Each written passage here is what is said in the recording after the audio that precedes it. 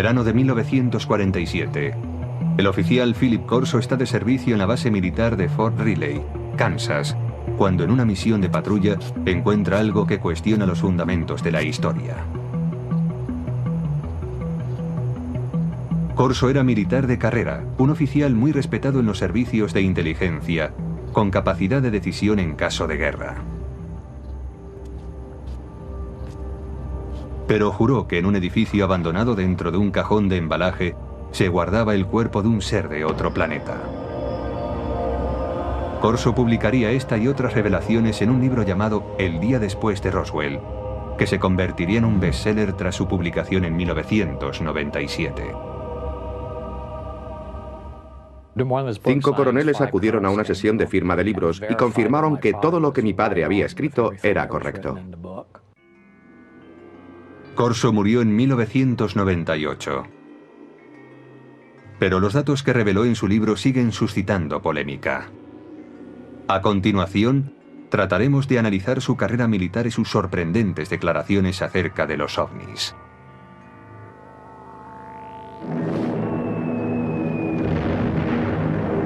...1942, el año siguiente al ataque de Pearl Harbor. Philip Corso, un joven de una pequeña ciudad de Pensilvania, es reclutado por el ejército. Durante la Segunda Guerra Mundial se prepara como oficial de los servicios de inteligencia y después, a la edad de 29 años, trabajará en Roma. Su misión: descubrir y eliminar agentes soviéticos. Cuando el ejército de los Estados Unidos ocupó Roma, lo que quería era que el gobierno de la posguerra fuese un gobierno amigo, no un gobierno comunista. Corso desempeñaba una labor de responsabilidad. Se le consideraba un hombre con futuro. En abril de 1947, Corso vuelve a los Estados Unidos para seguir su preparación en el servicio de inteligencia del ejército en Fort Riley. 3 meses más tarde, en julio de 1947, llega la noche en que, según declara, tiene lugar el hallazgo que tanto le impresionó. Corso tiene 32 años y es el oficial de guardia aquella noche. La seguridad de la base está bajo su responsabilidad. Esa noche, Fort Riley bulle de actividad. Han llegado a la base de Kansas 5 camiones con los restos del misterioso accidente de una aeronave en Roswell, Nuevo México.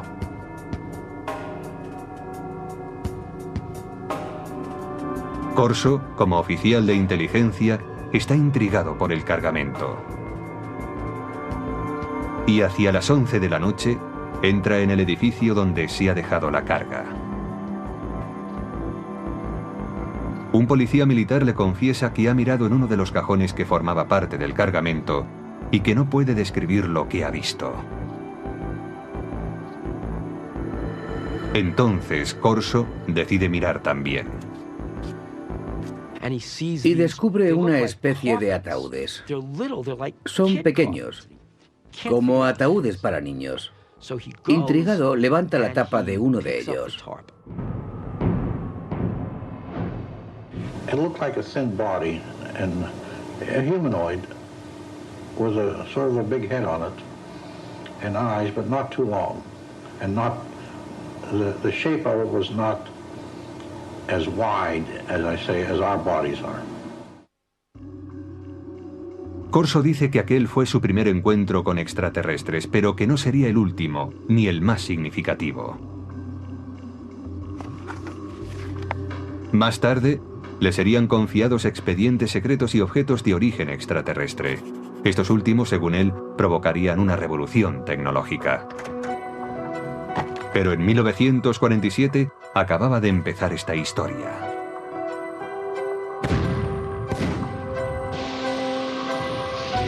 La Guerra de Corea, iniciada en 1950, abre un paréntesis en las reflexiones de Philip Corso sobre seres extraterrestres. Corso entra a formar parte del personal del general Douglas MacArthur como especialista en artillería para las fuerzas de las Naciones Unidas. Tras el armisticio de 1953 se queda en Asia como oficial de inteligencia. Se ocupará de la repatriación de prisioneros estadounidenses y aliados. Llegué a conocer a Philip Corso porque se encargó de la liberación de prisioneros de guerra en el lejano Oriente, a las órdenes de MacArthur, y más tarde fue oficial de proyectos especiales en el Consejo de Seguridad Nacional, trabajando para Eisenhower en la Casa Blanca. Según su expediente militar, Corso es ascendido al rango de teniente coronel en julio de 1953. Según afirmó, fue asesor personal del presidente Dwight Eisenhower, al que informó de la creciente infiltración del KGB en la CIA.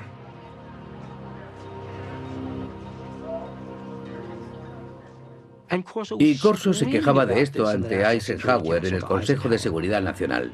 Corso declara también que Eisenhower le premió otorgándole la comandancia de un batallón.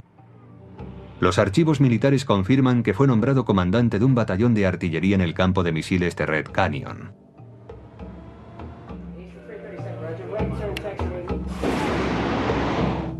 En octubre de aquel año, Corso está al mando de un batallón en Alemania Occidental, donde desarrolla nuevas estrategias de tiro para ataques nucleares. Allí demuestra que sabe cumplir órdenes, pero también demuestra que tiene iniciativa. Está al mando de una batería de armas nucleares. Si se hubiese declarado la guerra contra la Unión Soviética en los años 50, cuando Corso estaba en Alemania, él habría tenido autoridad para disparar armas nucleares. Pero cuando vuelve de Alemania, su carrera cambia totalmente de dirección. El brillante oficial de la inteligencia, intrépido cazador de espías enemigos y comandante de artillería con potestad para utilizar armamento nuclear, se convierte ahora en reservista de la Guardia Nacional. En octubre de 1960, Corso está prácticamente retirado. Es asesor a tiempo parcial en una base de la Guardia Nacional en Maryland. Se podría decir que alguien no estaba satisfecho con él. No tuvo la recompensa merecida. Pero algunos creen que Corso está siendo reservado para su cometido más importante y secreto. Hay una mano oculta que dirige su carrera. Es la mano de Arthur Trudeau. Philip Corso tiene un poderoso protector en el teniente general Arthur Trudeau. Graduado en West Point, en la promoción de 1924, Trudeau es considerado un oficial progresista y admirador de la alta tecnología. En la época de la Guerra Fría es el primero en proponer una formación tecnológica para los oficiales de la inteligencia, y en 1958 es nombrado director del área de investigación y desarrollo del ejército. Cuando Trudeau tiene ocasión de nombrar a un adjunto, recurre a Corso, y así se inicia la etapa de este último en el área de investigación y desarrollo. General called me and said, "Don, establish Foreign Technology Division, and you're the chief of it. And you got an office down next floor under me." Hasta ese momento de su carrera, la trayectoria de Corso en el ejército es fácilmente verificable examinando los archivos militares. Trabajó en el Pentágono. Allí estaba su despacho, así consta. Y lo hizo para el general Trudeau, que le conocía bien, de eso no hay duda. Pero desde que empezó su labor en el Pentágono, el rastro de su carrera es más difícil de seguir y también es más difícil confirmar sus declaraciones. Corso escribió que su trabajo en el Pentágono incluía el análisis de los avances militares extranjeros como el armamento para helicópteros desarrollado por los franceses o el caza de despegue y aterrizaje vertical del ejército británico. Dicha tecnología sería invertida por los estadounidenses. Los militares han desarrollado a lo largo de los años una serie de proyectos dirigidos a copiar dispositivos tecnológicos provenientes del extranjero. Así, una de las tareas de Corso era acceder a esa tecnología extranjera, como la francesa, e invertir su ingeniería. Si se descubría algo bueno, era incluido en los planes tecnológicos propios. Invertir la tecnología enemiga resultó algo habitual en la época de la Guerra Fría.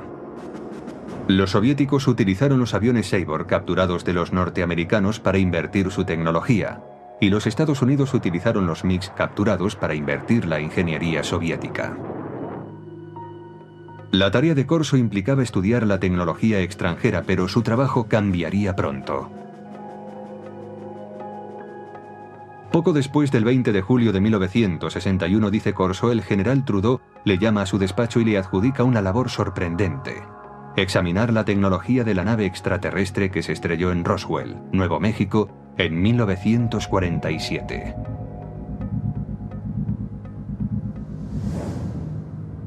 Trudeau envió un archivador al despacho de Corso.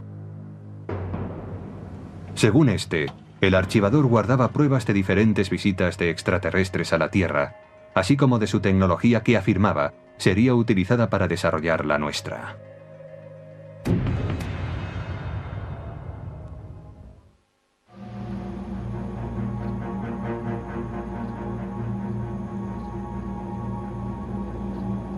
Philip Corso declaró que en 1947 él había visto los cuerpos de los extraterrestres cuyo ovni se había estrellado cerca de Roswell, Nuevo México. La descripción de Corso coincide con la de aquellos que se declararon testigos del accidente.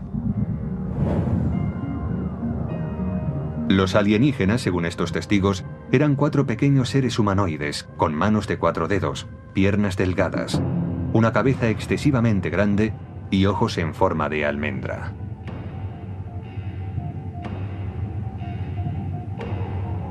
Dichas descripciones aparecen supuestamente en los documentos clasificados por los investigadores del gobierno. Hasta el día de hoy, dichos documentos no han sido autentificados.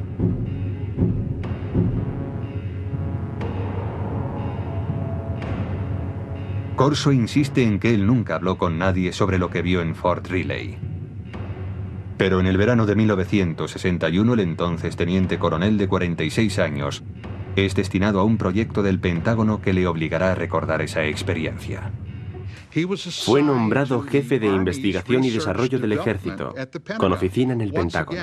Una vez más, tenía un puesto de gran responsabilidad. Su meta, que la potencia militar de los Estados Unidos aventajara en decenas de años a la de los demás países.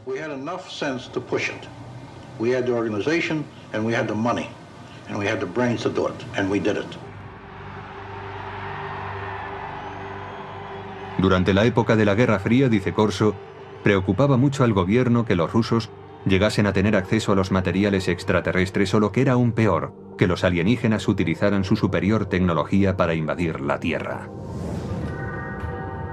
Según Corso, un armario archivador contiene los extraordinarios utensilios hallados en Roswell.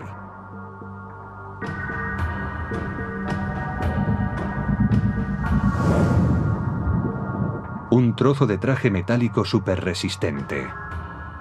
Corso afirma que quizás sirviera para proteger a los alienígenas.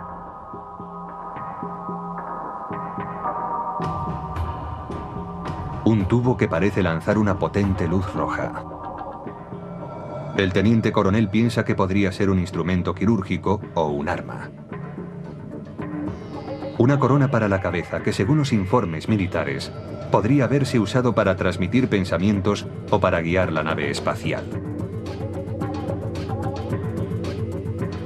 Circuitos impresos en miniatura, posiblemente un microcircuito prefabricado.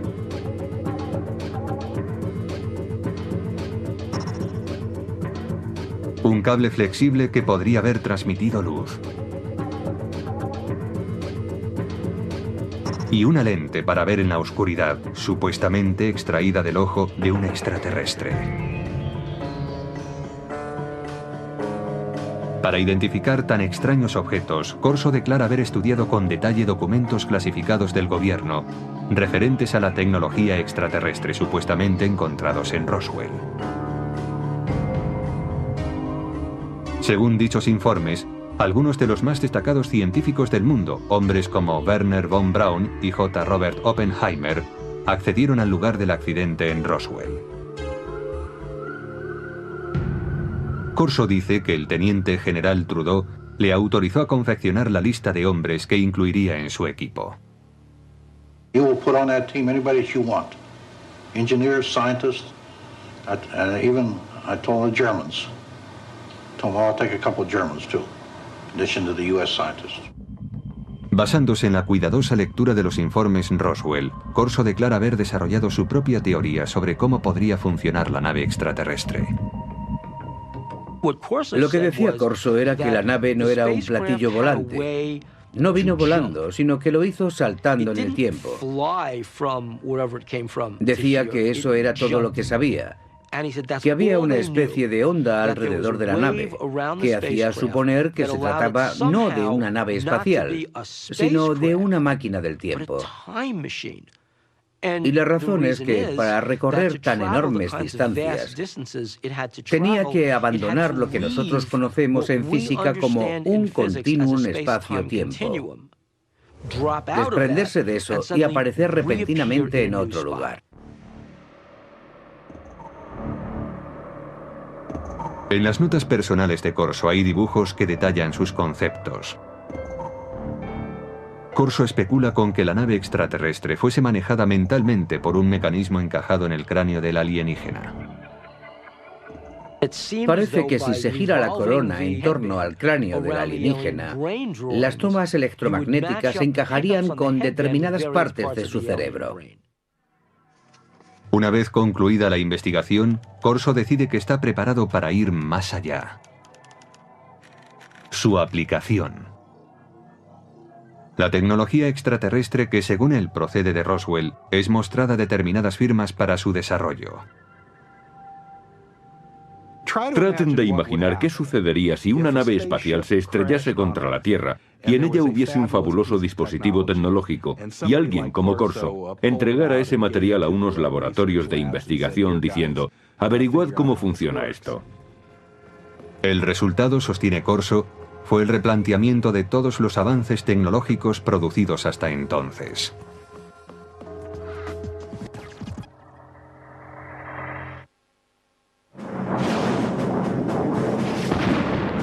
En la década de 1960, la potencia militar estadounidense está plenamente entregada a la Guerra Fría. El teniente coronel Philip Corso quiere usar en su apoyo la tecnología extraterrestre. A finales del verano de 1961, empieza a ponerse en contacto con laboratorios de armamento militar para tratar la cuestión. Los laboratorios del ejército también tenían científicos civiles, y aunque tenía que permitirles el acceso al material clasificado, Phil Corso se sentía muy cómodo trabajando con científicos civiles. Además, todas las autorizaciones formales corrían a cargo de los laboratorios. En Estados Unidos existen numerosos laboratorios de alta tecnología donde científicos civiles trabajan en proyectos militares. Los Álamos, sede del proyecto Manhattan, quizás sea el más famoso. Pero en 1961, Fort Belvoir, en Virginia, desarrollaba en secreto un proyecto para conseguir la visión nocturna. Corso declara que este sería el primer laboratorio al que recurriría. Para que aquellos objetos fueran analizados debidamente, no podía llevarlos a un taller de reparación de radio. Debía llevarlos a algún lugar de suficientes garantías. Según Corso, los testigos de Roswell declararon que la nave extraterrestre usaba una tecnología muy avanzada que permitía la visión nocturna. Si alguien entraba en la nave y miraba hacia afuera, veía el exterior tan nítidamente como si fuese de día, aún en plena noche. También hay, según Corso, una lente extraída del ojo de un extraterrestre que tiene la propiedad de aumentar la intensidad de la luz. Nadie sabe relacionar ambas cosas, dice Corso, pero todo el mundo es consciente de su valor potencial. Corso mantiene que a finales del verano de 1961 muestra a los investigadores de Fort Belvoir la lente extraída del ojo del alienígena y, al parecer, otro tipo de tecnología para aumentar la intensidad de la luz, también hallado en la nave.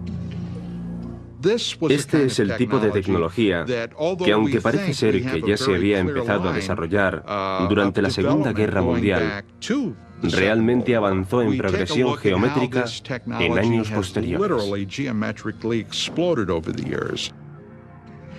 Ahora bien, ¿puede esto atribuirse a la tecnología hallada en Roswell? Según Corso, sí.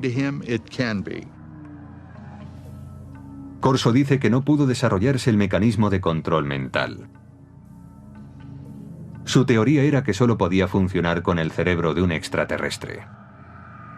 Pero este revés no impide el desarrollo de otro dispositivo. Un circuito impreso de sofisticado diseño. We also had a little charred chip. Small thing, maybe 3/8 of an inch square, 2 threads coming out, and a little window in the center with thin wires. These came from Roswell. We didn't know exactly the function of these integrated circuits, but we suspected that these were circuits, electrical circuits.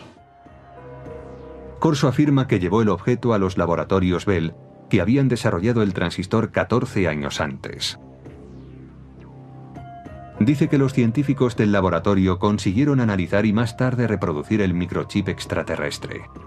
¿Qué pasaría si ocurriese algo así? Sucedería que en un corto espacio de tiempo el mundo se transformaría radicalmente. No hay duda de que a partir del desarrollo de los circuitos integrados a principios de los 60, el mundo se ha transformado. Se han hecho realidad dispositivos electrónicos desde el teléfono celular al ordenador portátil. El microchip de Roswell estaba dañado por el accidente, según dice Corso. Pero tiene en su poder otro objeto de los alienígenas, y este aparentemente funciona a la perfección. Él sabía por los informes que cuando aquel aparato se puso en funcionamiento,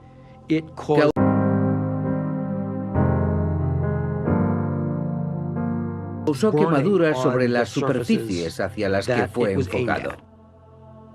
Los informes militares clasificados, según Corso, especulaban con que el dispositivo hallado en Roswell, aparentemente capaz de abrir agujeros en las paredes, era algún tipo de herramienta de corte, quizás usada en cirugía. En Aeronáutica Hughes, desde finales de los años 50 y hasta principios de los 60, los investigadores trabajaron en lo que serían los primeros de seguimiento y derribo para la aviación militar. Pero los ingenieros tuvieron problemas a la hora de diseñar un dispositivo práctico.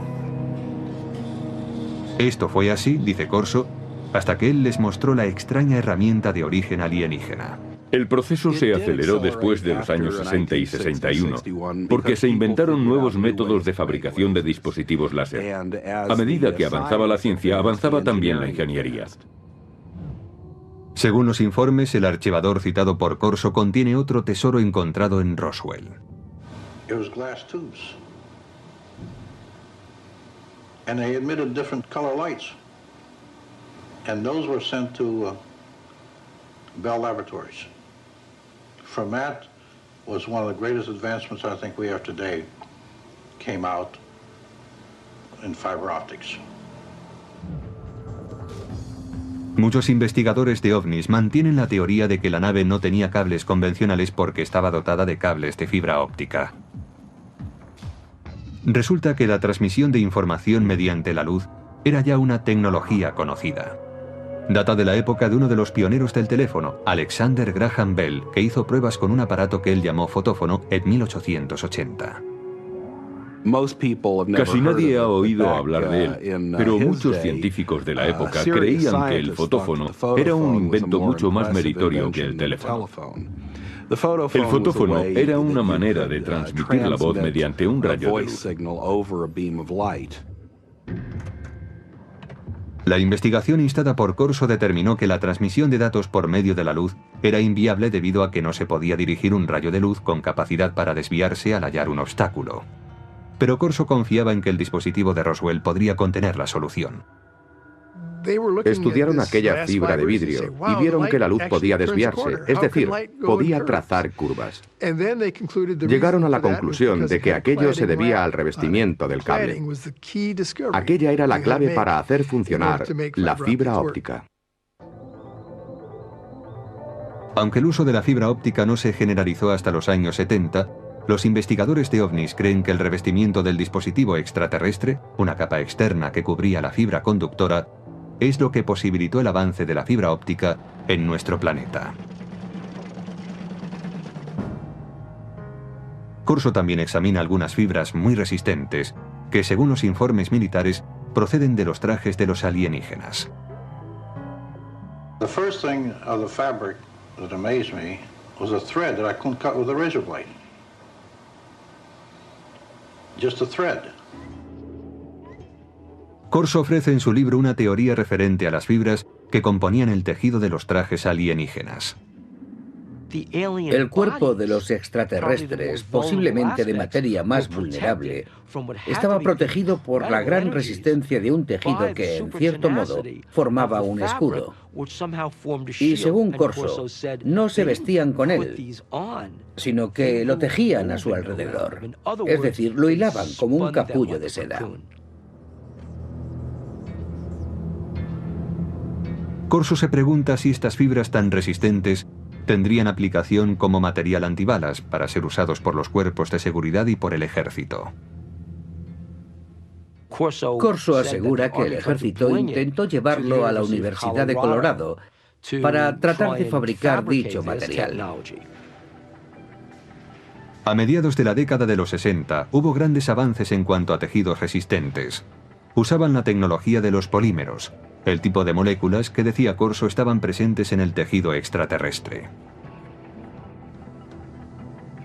En 1965 se inventa el Kevlar, un tejido que se usaría en chalecos antibala.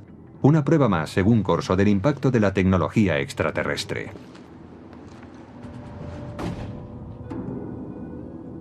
Nadie niega que el periodo en que el teniente coronel trabajó en el Pentágono coincide con un periodo de gran desarrollo tecnológico en los Estados Unidos. Los defensores de Corso dicen que la tecnología alienígena tuvo mucho que ver, pero otros ven las cosas de un modo diferente.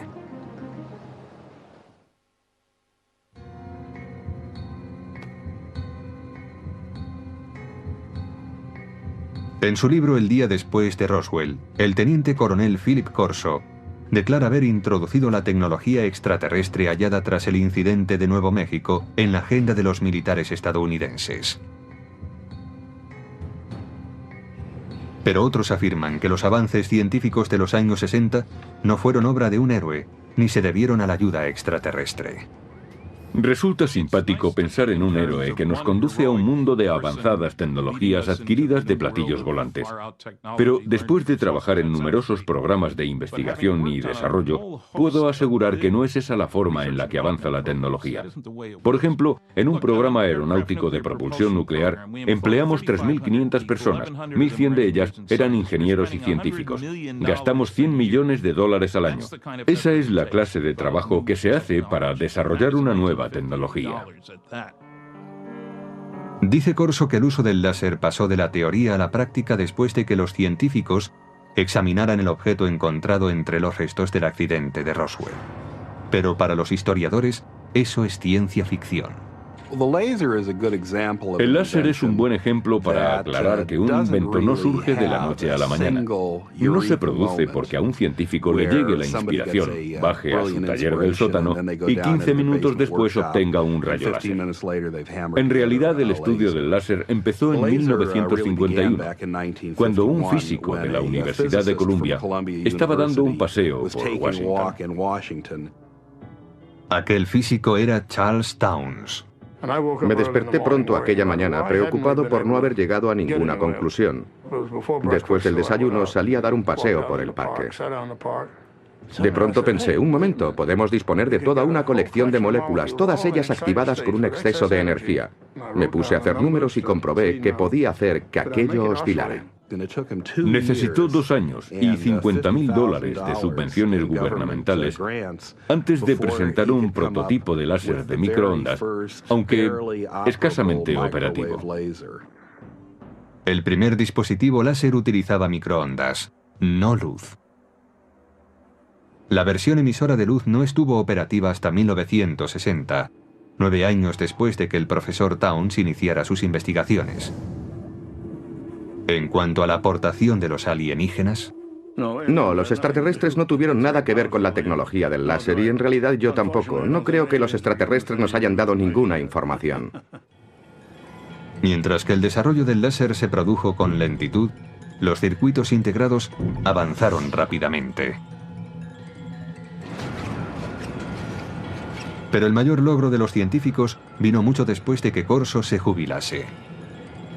El verdadero avance tuvo lugar en 1971, cuando un hombre llamado Ted Hoff introdujo un microprocesador en una pieza de silicona, una computadora en un chip. Lo que sucede básicamente en un circuito integrado es que controlamos el flujo de electrones, o en ciertos casos, la ausencia de electrones. Ted Hoff, conocido como el arquitecto del microprocesador, empezó a trabajar con circuitos integrados en 1968. Hoff refuta la declaración de Corso según la cual un chip alienígena hallado tras el accidente de Roswell hizo posible una versión terrestre. En un accidente, se puede suponer que se han producido daños, y estos daños pueden hacer aún más difícil el análisis de un objeto. Incluso cuando se dispone del objeto, se necesita un contexto. Quien haya visto este objeto en aquellos días, sin un contexto en el que enmarcarlo, en otras palabras, sin saber para qué servía, tendría incluso menos posibilidades de entenderlo. Hoff dice además que para reproducir un circuito integrado, como Corso dice que se hizo en 1961, habría sido necesario un microscopio electrónico de exploración, el cual no se inventó hasta 1966. Incluso si se observan hoy en día estos objetos, su resolución es tal que los microscopios ópticos ordinarios no podrían apreciarla. Haría falta algo más sofisticado. No creo que en aquel tiempo nadie hubiese podido imaginar qué cosa era aquella. Philip Corso dice también que el cable de fibra óptica extraterrestre inspiró a los científicos. Pero los científicos no apoyan su afirmación, porque la fibra óptica requirió una confluencia de tecnologías que fueron apareciendo a lo largo de décadas. La idea empezó a ser realmente interesante en 1965, cuando el láser ya estaba disponible. Alguien supuso entonces que se podía dar un uso comercial a la fibra óptica. Y así, poco después, el proyecto fue abordado por un trío de inventores en Corning. Consiguieron por fin fabricar fibra óptica en 1970. La luz de un láser mejoraba la fuerza de la señal. El equipo de investigadores de Corning Glass creó una forma de sílice fundido. Este purísimo material de vidrio era capaz de transportar 65.000 veces más información que el hilo de cobre. La fibra óptica ya era algo interesante desde el punto de vista comercial, 10 años después de que Corso proclamara haber acelerado la tecnología.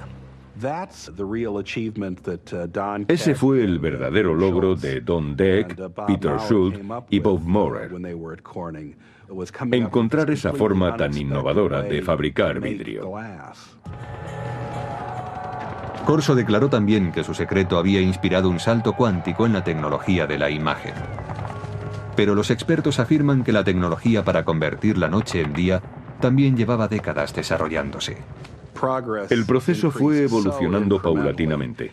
Había empezado allá por 1940, cuando se suministraron a los ejércitos aliados, en la Guerra del Pacífico, pantallas de radar con intensificación de imagen. El primer dispositivo de visión nocturna empleaba la formación de imágenes térmicas. Desarrollado por los alemanes durante la Segunda Guerra Mundial, convertía energía calorífica en un espectro visible usando una luz infrarroja y un receptor. Más tarde, a principios de los 60, William Spicer, un investigador del Departamento de Defensa, creó un mecanismo para la intensificación de la imagen. Los científicos de Fort Belvoir se basaron en sus trabajos. La intensificación de imagen no requiere luz adicional. Funciona como un receptor de radio para ondas lumínicas, amplificando la luz existente. Los intensificadores de imagen actuales son lo bastante pequeños para poderse llevar como gafas y son capaces de amplificar la luz, multiplicándola por 35.000. Los científicos argumentan que si Corso tenía realmente un intensificador de imagen extraterrestre, mostrárselo a los investigadores en 1960 habría ayudado poco al progreso de esa tecnología. La ingeniería necesaria progresaba a un ritmo muy lento. Lograr la visión nocturna fue, en gran medida, el resultado de un trabajo de ingeniería realmente brillante. Finalmente, según expertos en tecnología, las fibras superresistentes de Corso no venían de los trajes espaciales de los alienígenas, sino del fruto de años de investigación de una científica llamada Stephanie Kwolek, que trabajaba en la compañía DuPont.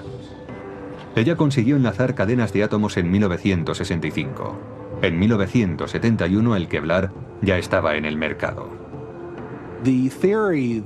La teoría de que algo como el Kevlar salió de un platillo volante resulta tan chocante para mí como insultante para alguien como Stephanie Kwolek, que invirtió enormes esfuerzos, años de su vida, una enorme dedicación e inteligencia para desvelar los secretos de la naturaleza.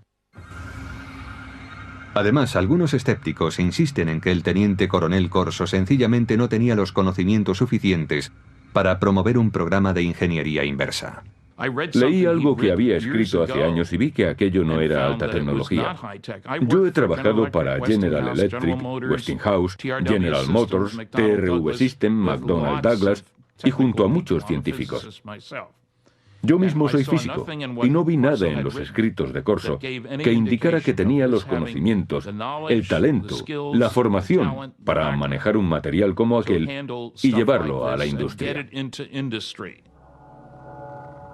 Corso tenía una respuesta para tal objeción. Decía que su equipo de científicos de élite le ayudaba a interpretar los objetos de Roswell. I didn't have the training or the background for something. You know, they got highly technical. But fortunately, the German scientists were there. I knew von Braun, and I knew Hermann Oberth. Oberth was a man that said we've been helped. But we had to keep it quiet to protect our budget, protect our organization. Para los escépticos, caben más dudas acerca de Corso. Según ellos, un teniente coronel no debería asumir funciones como las que Corso se atribuía.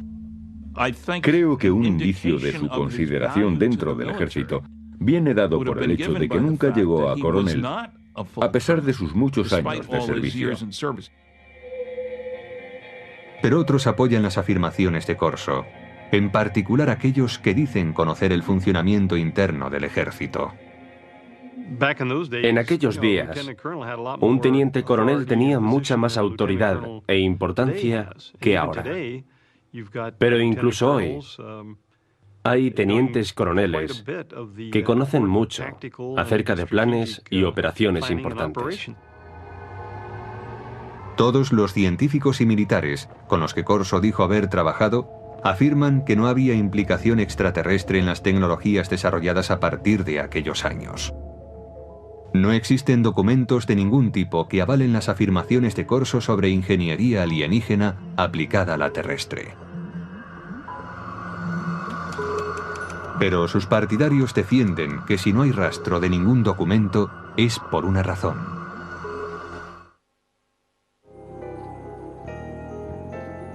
Quienes creen que una nave extraterrestre se estrelló cerca de Roswell coinciden en una cosa: el gobierno ocultó sistemáticamente la verdad.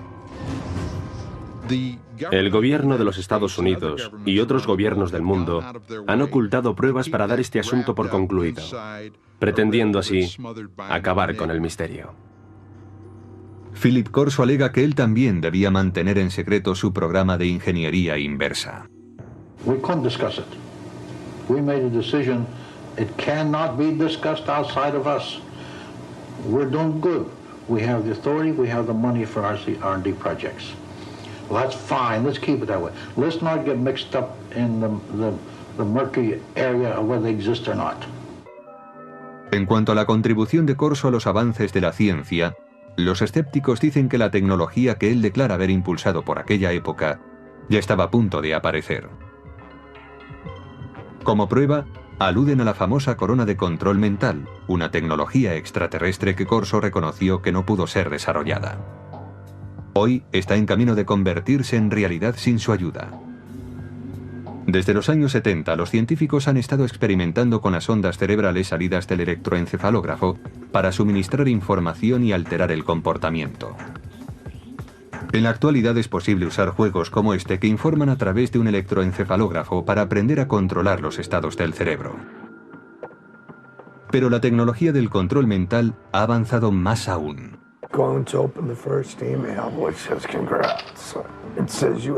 En 2004, la FDA autorizó a los investigadores para experimentar con unos diminutos implantes cerebrales diseñados para que las personas discapacitadas pudiesen controlar un ordenador con su pensamiento.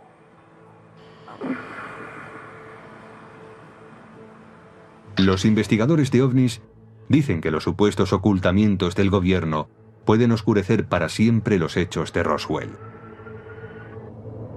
Y en consecuencia, oscurecer también la verdad sobre si la tecnología extraterrestre contribuyó al desarrollo de la fibra óptica, los tejidos superresistentes, el láser, los circuitos integrados o la intensificación de imágenes. Hay gente que cree que los extraterrestres intervinieron, por ejemplo, en el 3500 a.C. en Egipto, para ayudar a los egipcios a construir pirámides. Pero los egipcios del año 3500 a.C. eran muy capaces de poner un gran bloque de piedra encima de otro. Si los egipcios hubiesen desarrollado de repente teléfonos celulares o algo así, entonces yo diría, de acuerdo, aquí hay un invento. Pero no fue eso lo que hicieron. Aunque el teniente coronel Philip Corso pueda ser cuestionado, sus ideas hayan suscitado polémica y sus afirmaciones hayan sido consideradas como propias de la ciencia ficción, su aportación al mito de los ovnis y a las leyendas populares no puede ser ignorado. Los militares, el Pentágono, el gobierno de los Estados Unidos no dan ese tipo de autoridad a un incompetente. Este hombre estaba bien considerado y era muy respetado. At my age, what do I have to lose? I have to let my grandchildren and my children know this, because how long will I be around yet? And when I go, it goes with me. Debió de haber muchos días, muchos, en los que Philip Corso se preguntase, ¿por qué yo?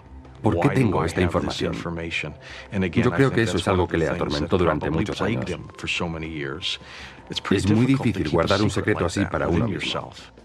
Hasta hoy solo se ha contado el 10% de la historia, dijo mi padre. El resto es información clasificada.